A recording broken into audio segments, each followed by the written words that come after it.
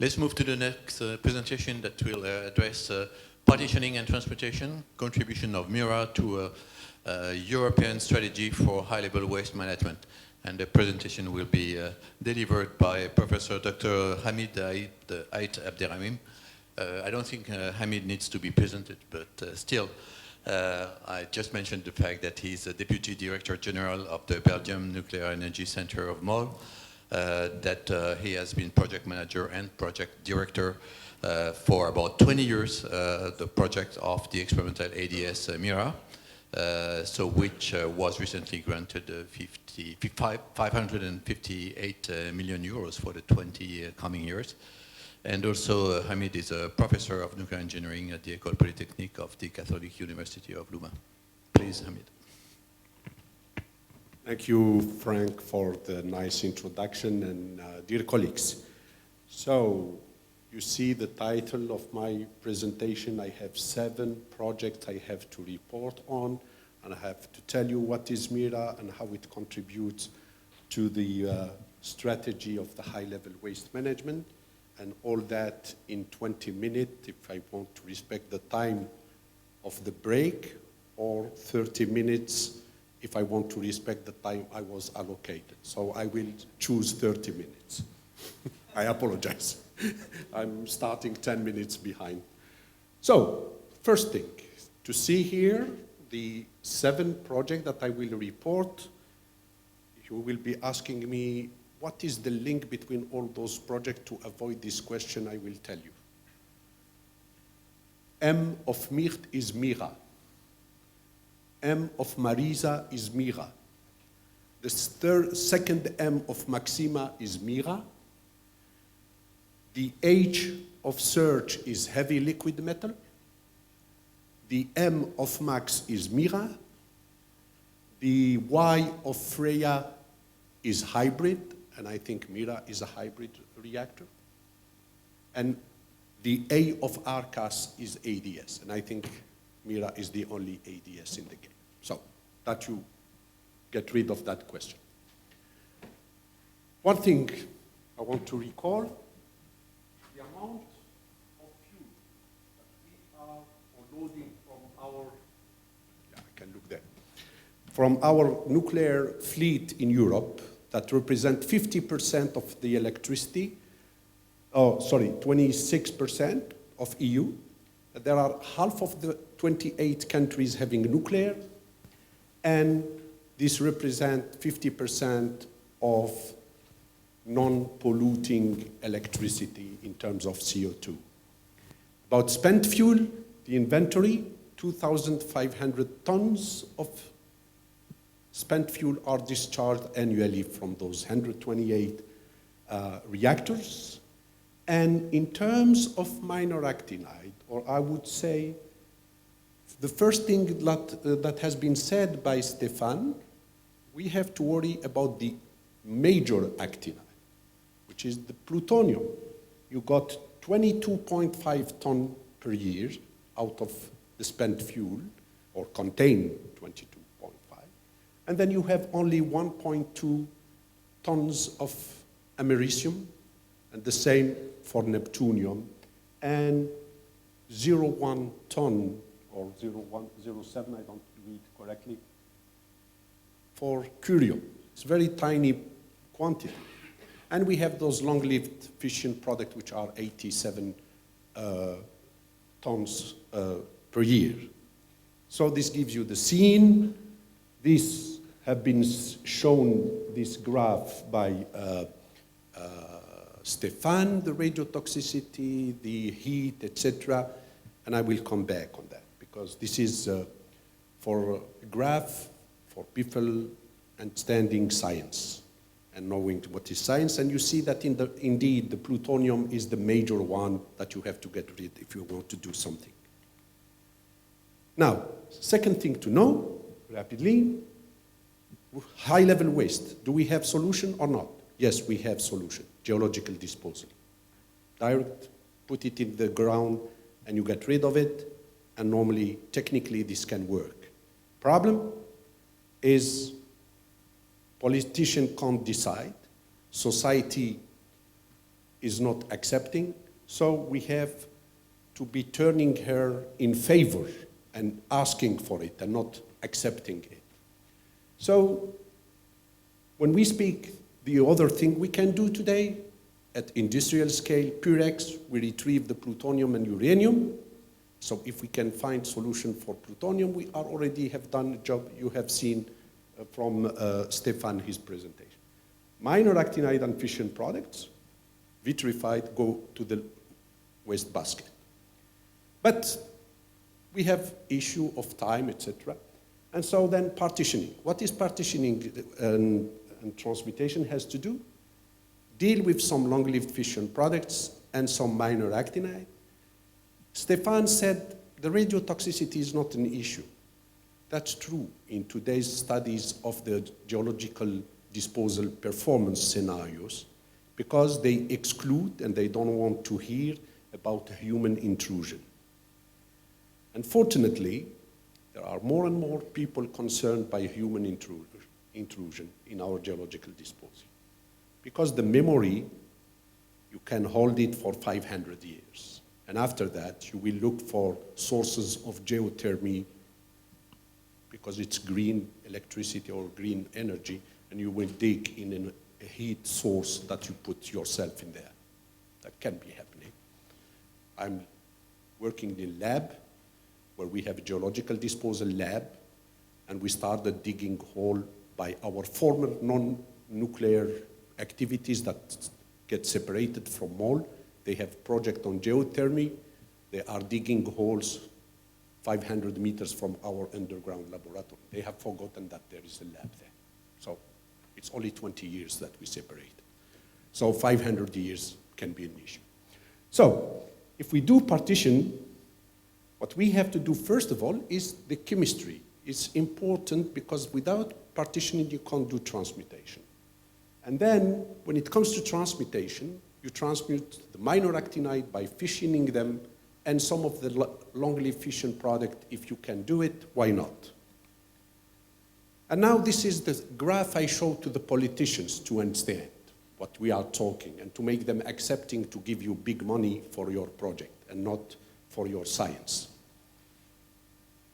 First of all, you say, if I take uranium in nature, I put it in my PWR, I increase the toxicity by a factor 1,000 to get down to where I started. It takes me 300 years, no reprocessing. I do already reprocessing that I can do classically at commercial level. We know the price. You send your fuel to La Hague or to Sellafield or to Tomsk, you get it done and you pay. And brings you to 10,000 years. You do this little separation that may be complex. We don't not yet completely industrialize it. And you get 300. So that's the thing that you are doing. What you do also, you reduce then the volume that you are sending to the waste basket. You are reducing the toxicity. And as it was said, your impact on the footprint of your geological is not the factor 100, is a reduction. We calculated for us in Belgium, we reduced the footprint of our geological disposal between this solution, the reprocessing, and here we gain an extra factor of 4. And compared to this is a factor 8. So it's worth doing, especially for a tiny country densely populated. Maybe for a large country it's not an issue, but when you are densely populated, therefore you can find which countries are interested in this story. So what we concluded, this is a very long history actually by PNT in Europe and elsewhere also. Since the 80s or the 70s, we are working on this in various countries, in Europe, in Japan, in US, Russia. EC and PNT in the Euratom program, is present since the FP3 that we are receiving funding for this topic, because it is, I would say, far from industrialization and also joining effort. And also, here we started by looking to fuel irradiation with minor actinides and separation in the FP4, sorry. The conclusion that came from that period, I'm talking to the end of the 90s, was that fast neutrons are needed for transmutation. We didn't say ADS or fast reactors. We saw that fast neutrons are needed. Second thing, we do separation for minor actinide and lanthanide that has to improve with factor 30 to 50 is necessary if you want to do a treatment of the minor actinide. Another thing that has been said, if you want to deal with something, do first plutonium. This is the first thing you have to do. Then if you want to add, and it has been also said by Stefan, do americium with it. So I'm happy that people of T and people of P at least are on the same wavelength. And the other thing, we have to care if we are doing all that fantastic story, but we make a mess with the secondary waste, then we didn't solve anything. So this is already also was mentioned at the end of the 90s. And also, feasibility of accelerator-driven, we were just at the beginning of ADS, should be deepened because we saw figure of merits in there. So then came the FP5. FP5, we received also a reasonable amount of money. We had about 14, if I remember, projects in there, and we structured them, partitioning, then those guys related to the fuel for transmutation and the technology and material for transmutation machines, and also the nuclear data and the basic studies on support for the physics for those guys, and the design centralized on the ADS. But what was interesting to put, we put there a thematic network we called ADOPT. And I would like to point out the importance of that small project, which was €1 million, because it had a very important objective, which was Europe, there is strong interest to explore the potential scientific, technical, and industrial possibilities for PNT. And so therefore, saying if we integrate the member state and the European Commission effort, we can come to a strategy to develop in a more synergetic and fostering all this effort. And we put a specific objective for the ADOPT itself, but what I wanted to point out, we had to direct the R&D, or let's say foster the R&D with the objective of industrialization. And what we did as an outcome for this ADOPT, yes, we fostered national and Euratom R&D. Yes, we came with a strategy for industrialization. We made the links to outside Europe. But unfortunately, in the FP6, I found it personally really a pity. We splitted this partitioning from the transmutation. As I said, if you want to do transmutation of minor actinide, you have to fission them. We started by fissioning our P from the T. That's a bad thing. So that was the result. This group became Europart in FP6, and all those guys became Eurotrans, and there are other groups, other project that has been also feeding the transmutation. But the strategy is this one that we came with. Objective, be in a position to have everything in hand for industrialization of PNT. It doesn't mean you have to industrialize it in 2030, 2035, but at least you have all the elements for the decision makers. Also the economical one, because you can have nice science, you can have nice technology. If it is unaffordable, you don't make it. And that's what we said, we need demonstration at engineering level. We have to quit our labs, we have to quit our small things to go to industrial, pre-industrial scale for those 4 building blocks. The advanced separation, the minor actinide fuel fabrication, a dedicated transmuter or transmuters. We were counting on Astrid for the critical and on MYRRHA for the subcritical. And minor actinide fuel reprocessing, it has been pointed out in Stefan, there we have still also an effort to do. And we are getting support for all these aspects in the Euratom program. Sorry, what's that? Now, so we continued the support in the FP7, that was 7, sorry, and the Horizon 2020. Those are the projects I will tell you, and I will just, there are posters on the each project, but I have to give you 1 or 2 slides about the real achievements that we got out of them. So, MYRTE project, what we succeeded to do as really a result that we can use today. The accelerator of MYRRHA on the R&D we conducted has delivered a full design that we are executing today. The first part of the accelerator of MYRRHA is under construction, and the first protons of MYRRHA are born the 13th of March this year in Louvain-la-Neuve. Second thing, all these technologies have been demonstrated.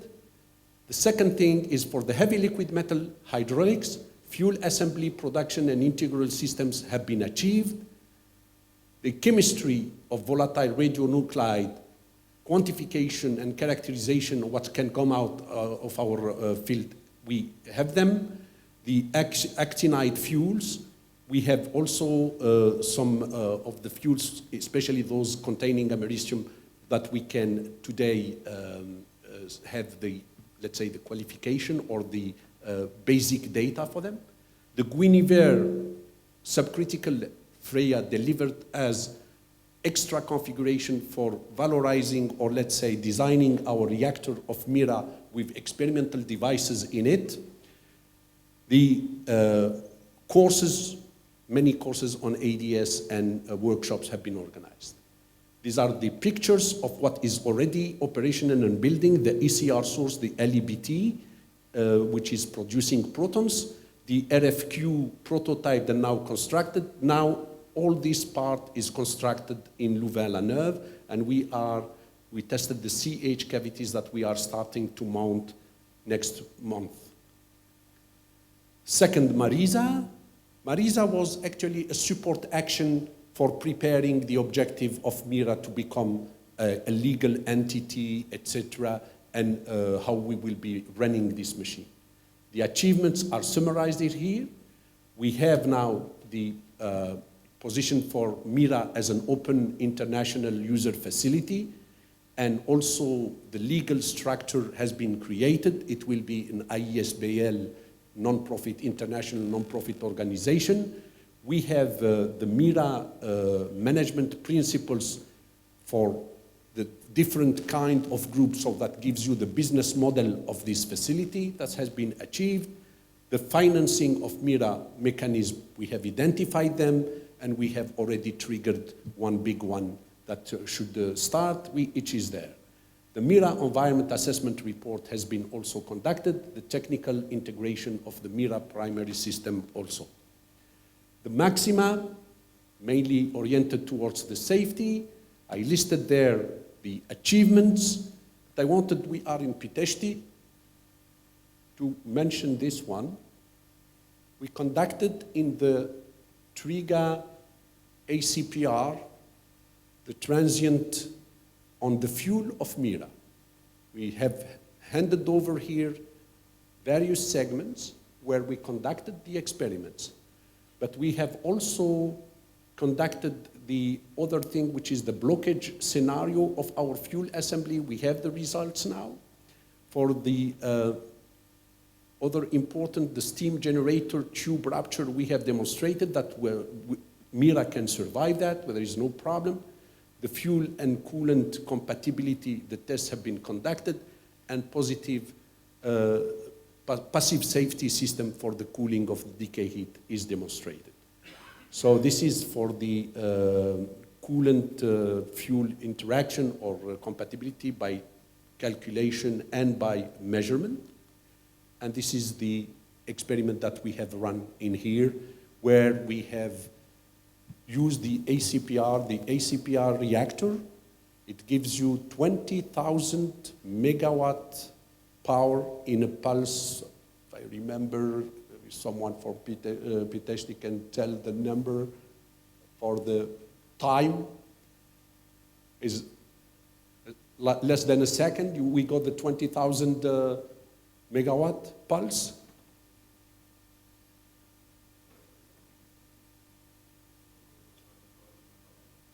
Yeah, but the pulse is the duration. Yeah, okay. And we didn't succeed to break the fuel pin of MYRRHA with those transients up till now. So we determined the limit that we wanted to have to add in our database, actually. The search, I said, was mainly for the safety aspect and for thermohydro and the chemistry.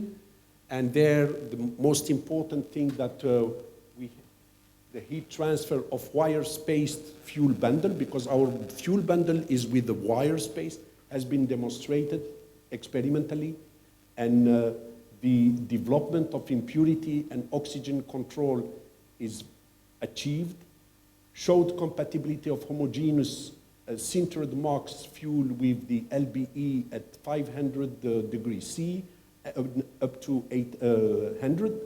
So we go far beyond the nominal peak temperature.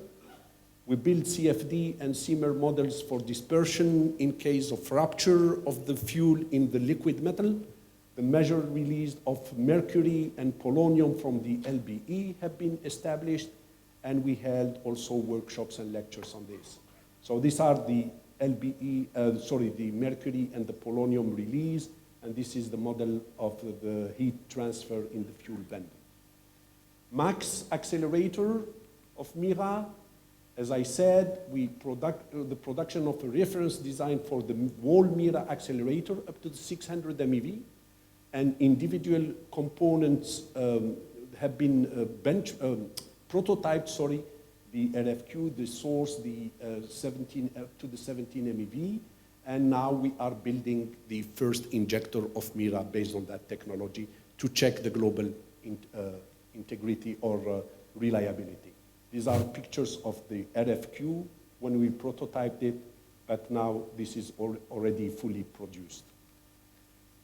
The FREYA, which is the experiments in Guniver project, and there we are having several fast reactor cores were coupled to the GNP, which is the continuous generator of neutrons through DT reaction, and we simulated a lot of the configuration that we will meet in the full operation of MYRRHA during the lifetime of MYRRHA, with experimental devices, with the radioisotope production, with material irradiation, and so on. And also in normal and off-normal condition. Different criticality level has been looked at, between 95 and 99, but we went also to the subcritical systems for the core loading actions when we have to reload the core. So can we master that? The applicability of the different subcriticality measurement techniques are investigated, and we are feeling comfortable to present our file to the licensing authority. The FREYA experiment program also regarded some LFR configuration, not only lead bismuth, pure lead. We looked at that on support for Alfred or the LC program, we were doing that. We held also workshops and lab sessions. So this is the configuration of Guniver as it exists. The central part, we extract 4 fuel assemblies to put the beam line, which brings to the center of the reactor, actually the deuterons that are generated by GNP, because we do DT reaction to create the neutrons. ARCAS. ARCAS was for comparison of scenarios. Is it better to do with fast reactor, with accelerator, and what is the added value of one against the other? And what we did there, what the main achievements we consider is that establishing a reference minor actinide stream in the different process. Second thing, we studied the homogeneous and heterogeneous transmutation in fast reactor as well as in ADS. The study in the ADS, we took for the industrial ADS the EFIT design that we have developed in Eurotrans 400 megawatt thermal. Reprocessing also, we looked to the state of the art of the fuel fabrication to define what is the TRL level we have today, how much effort we have to continue, as well as for their reprocessing of those special fuels have been looked. And those scenario studies to look a solution at the level of Europe. As I said, 14 countries having nuclear, some willing to quit, some willing to continue, etc., some willing to enter, and so we did that. But what is the contribution, all that, of MYRRHA then in the PNT? What I said, this is MYRRHA, how it will look like in Belgium.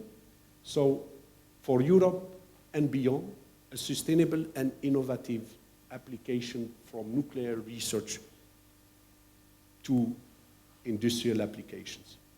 What we got last year, September, is 550 million euro from the government, Belgian government, after having spent another 100 million euro between 2010 and 2017. And if I count all what we spent from 98, I come to something like 200 million euro. And this was mainly from SCK money, then the Belgian money, and there was this contribution from the European partner and the European programs that I was showing.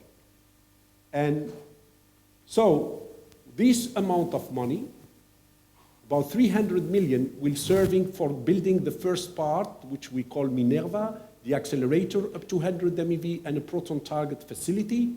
This is to be built by 2026.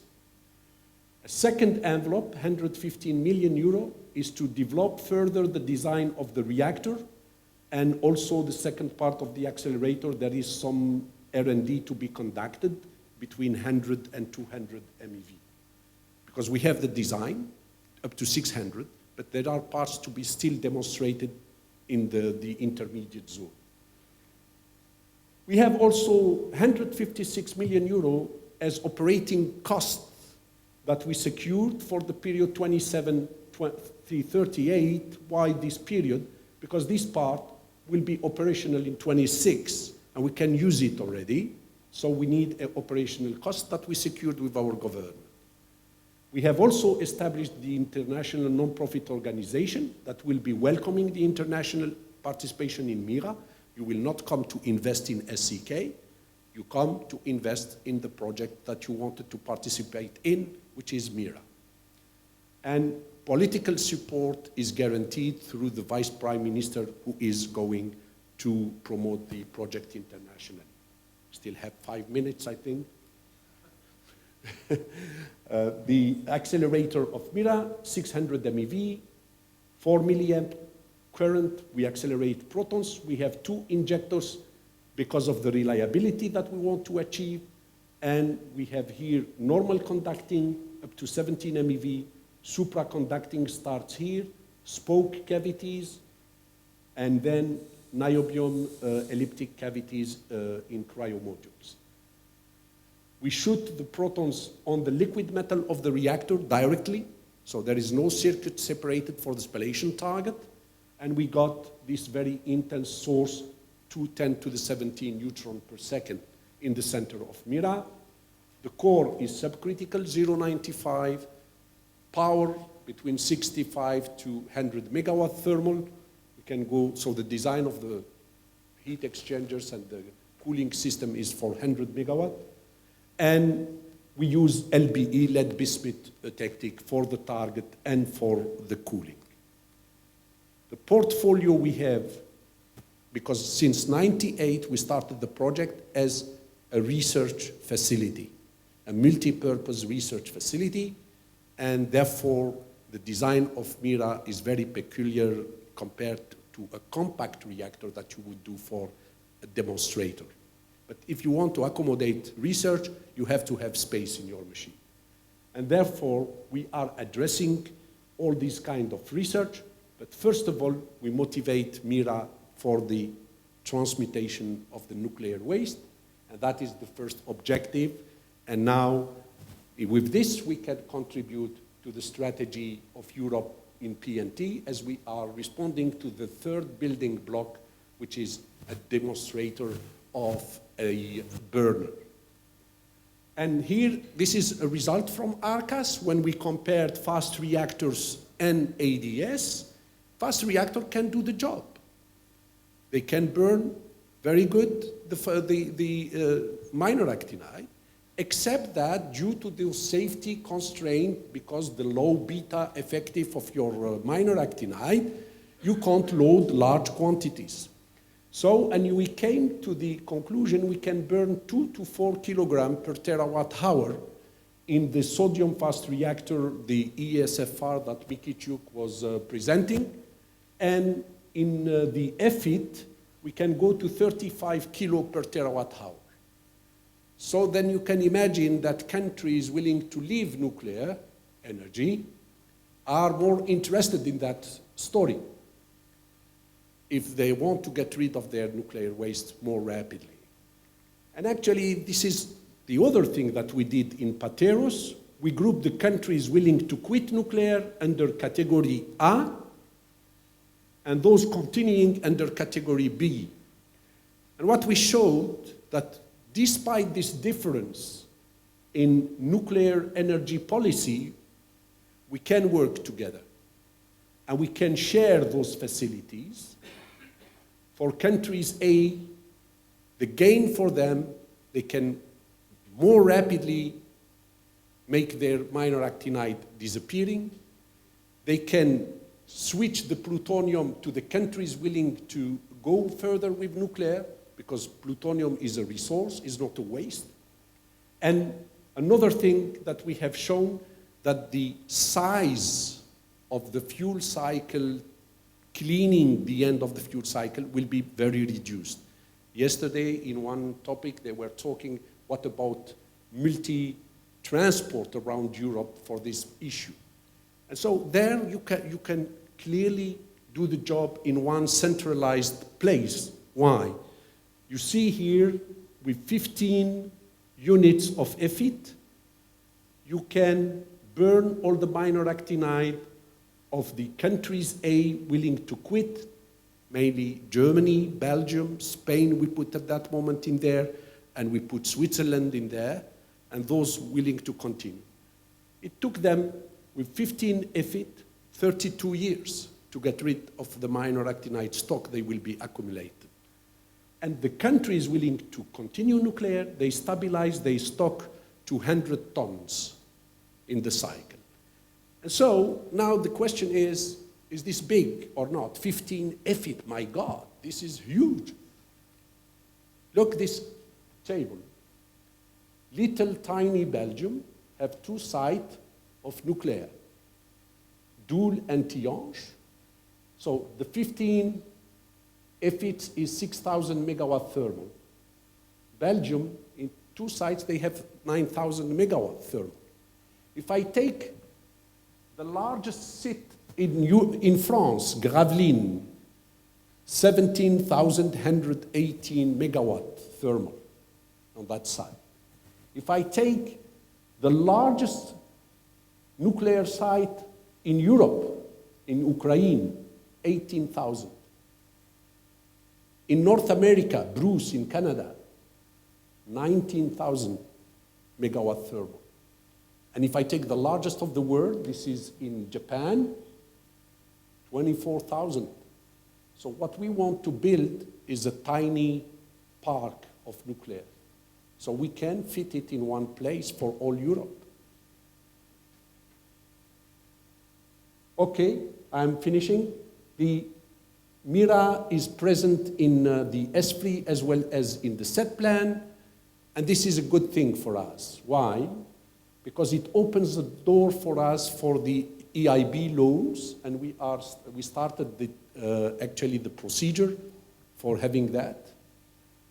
And the second thing that the framework program was doing very well for us, you see the number of partnerships that we have, and these are the Europeans, industry, organization, research organization, and academia.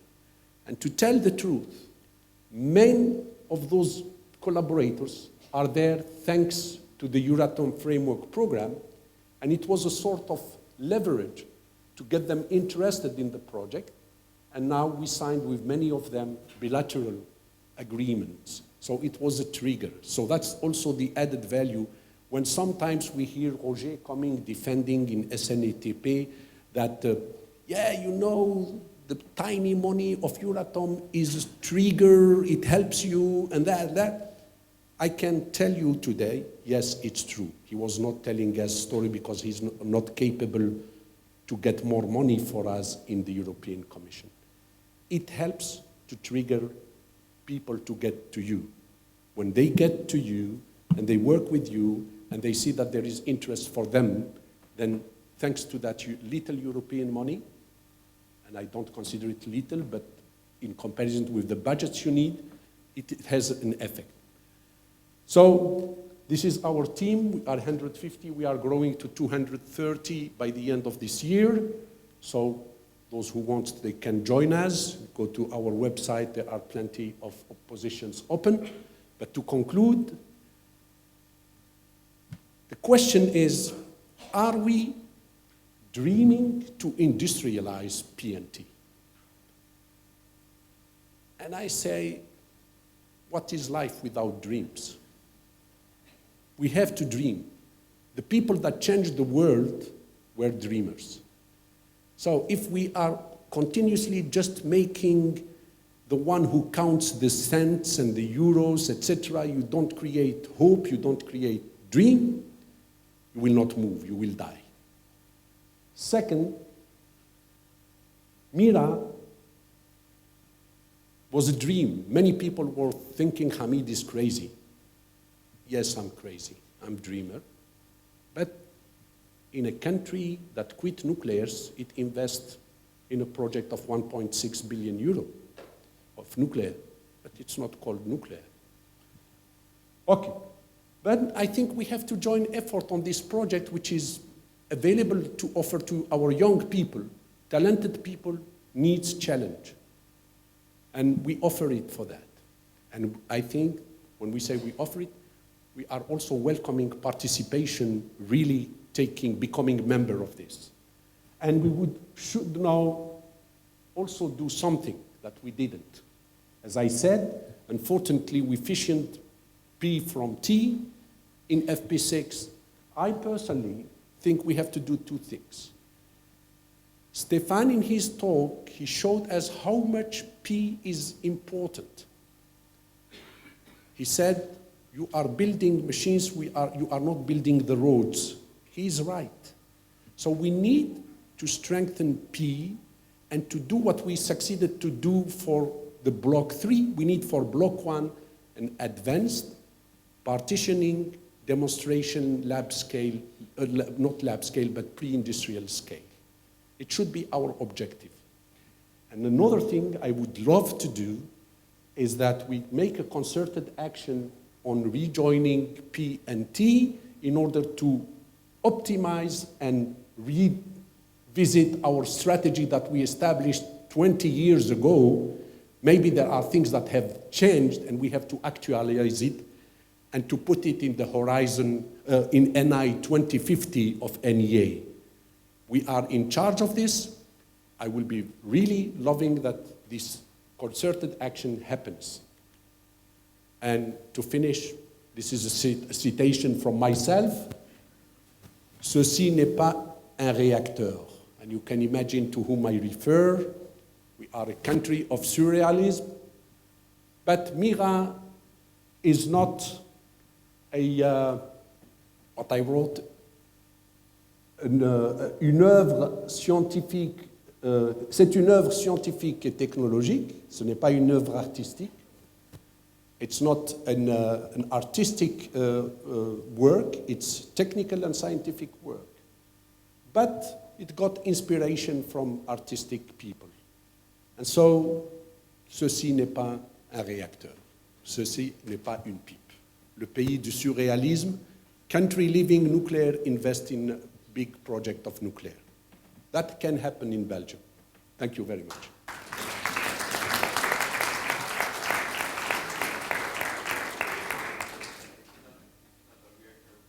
Is an outstanding speech, outstanding, let's say, case for PNT and for the MYRRHA technology. Are there any questions to Professor ABDERRAHIM? Yes, please.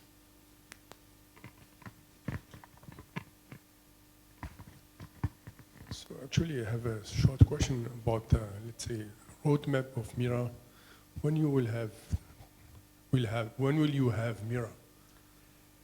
The first part, so as I said, the accelerator up to 100 MeV and the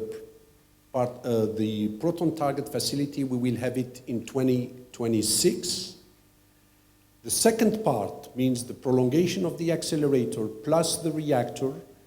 We foresee to obtain the construction permit in 26, and so we would start building it in 27 with the objective to finish it by 2033 normally. Unfortunately, we didn't succeed to convince other partners in the meantime. That would be done completely in one shot. But today, we say we have to do it in this phased implementation approach. Okay, thank you. 33 will be the reactor also there for starting the commissioning. Other question? Thank you, Hamid, for your very nice presentation. And I guess that you deserve also some compliments if a surrealistic country like Belgium is now financing this. Certainly you have played a big part on that, so compliments for this. I have two questions, a simple one this time. So if you can tell us a little bit more of what is this prototype facility, the PTF or something like that. And the second question is, you have put forward in a clear way that the partitioning is an important part for the full PNT picture. Mm-hmm. And you have also shown that ADS is much more efficient in burning minor actinides with respect to fast reactors. But ADS would need the uranium-free fuel.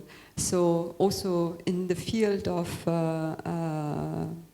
to achieve the 35 kilogram per terawatt hour, you have to go with inert matrix fuels. No, not necessarily. The 35 kilo per megawatt hour. Per terawatt. Per terawatt, sorry. It was with a matrix which is made of a mix of uranium and dirty plutonium. Ah, okay. Yeah. In the ADS. Yes. Okay. So we put in there 40% of americium, and there are some tests that we put. We can add few of neptunium that we added, and curium. We were asked the question: shall we try to put curium? I said no. Curium, we leave it on the side. It will decay to plutonium, and that's it. And so I think because the fabrication of the fuel with curium will be a mess. Sure. But what concerns we looked if it would be interesting to make, a uranium-free target, so with metallic cermet of Cercer, etc. But to tell the truth, I believe there are two better matrices. The thorium oxide, and second, stick to just a mixture of uranium and plutonium, and their dirty plutonium is not a problem for us. The problem is, can we fabricate it? Yeah. But I think personally depends what you call dirty, how dirty you are. Yeah, but also charging 40% of americium, I guess, would need some R&D still. I think the R&D, there also what we need, to tell the truth, is beyond the R&D. R&D we conducted enough in MALAB. We have to enhance MALAB to be capable to handle more than 20 grams of americium per batch. We need, to tell the truth, if we would be dreaming, it is allowed to dream, following Hamid, 100 kilograms of minor actinide. Today, we are acting to go to 100 kilo of actinide without precising minor, etc. So I think this will be already a very good step. Okay. If we succeed to do that in Karlsruhe, fantastic. Mm-hmm. Okay, we'll see. But tell us about this PTF a little bit. Yeah, the PTF, I don't have a picture here, but I have in another presentation. But the PTF, the Proton Target Facility, is an extra building that we included close to the accelerator, which is actually hot cells and experimental hall, where we will have an isol facility. The isol facility will allow us to make physics, fundamental physics, but also production of alpha emitters radioisotope for medical application. We have a post-acceleration hall for the isol, and we have a classical chemical production facility. And also what we added in that PTF, but in a separated building, is a target for making fusion material irradiation. With the protons of 100 MeV, we can mimic in a certain way, but with small samples, aspects for material for fusion. And this is what PTF will do. But the first objective of that phase 1 is testing the reliability, the intense reliability we have to achieve. That's also part of it. Thank you, Hamid. Thank you.